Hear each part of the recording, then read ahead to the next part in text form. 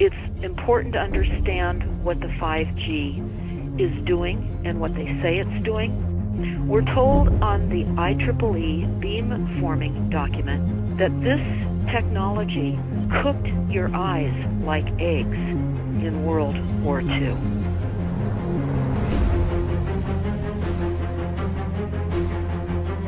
And you all need to understand these are military weapons. These are assault frequencies.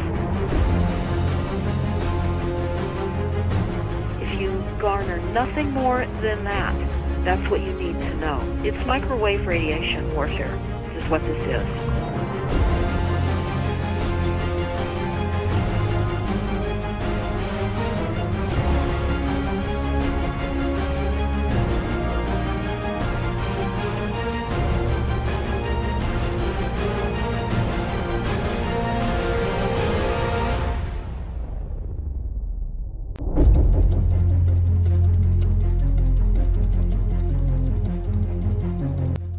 This is Dr. Cameron Kyle Seidel, ER and critical care doctor from New York City. 9 days ago, I opened an intensive care unit to care for the sickest COVID-positive patients in this city. In these 9 days, I have seen things I have never seen before. In treating these patients, I have witnessed medical phenomena that just don't make sense in the context of treating a disease that is supposed to be a viral pneumonia.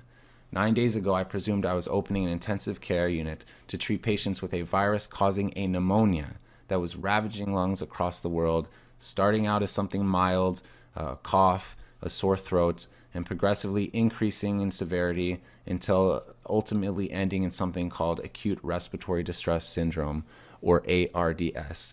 This is the paradigm that every hospital in the country is working under. This is the disease, ARDS, that every hospital is preparing to treat. And this is the disease, ARDS, for which in the next 2 to 6 weeks, 100,000 Americans might be put on a ventilator.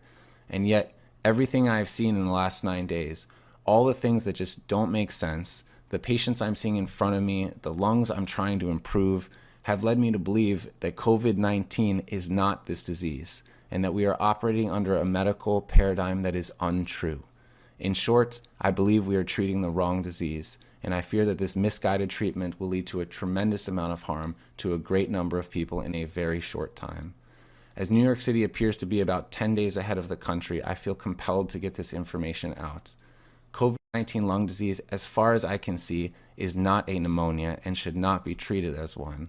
Rather, it appears as some kind of viral-induced disease, most resembling high-altitude sickness. It is as if tens of thousands of my fellow New Yorkers are on a plane at 30,000 feet and the cabin pressure is slowly being let out. These patients are slowly being starved of oxygen. I have seen patients dependent on oxygen take off their oxygen and quickly progress through a state of anxiety and emotional distress and eventually get blue in the face. And while they look like patients absolutely on the brink of death, they do not look like patients dying of pneumonia.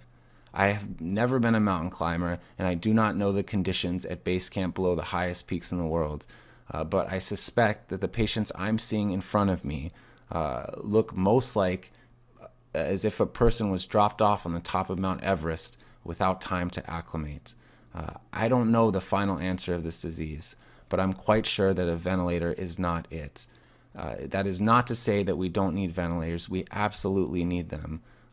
They are the only way at this time that we're able to give a little more oxygen to patients who need it.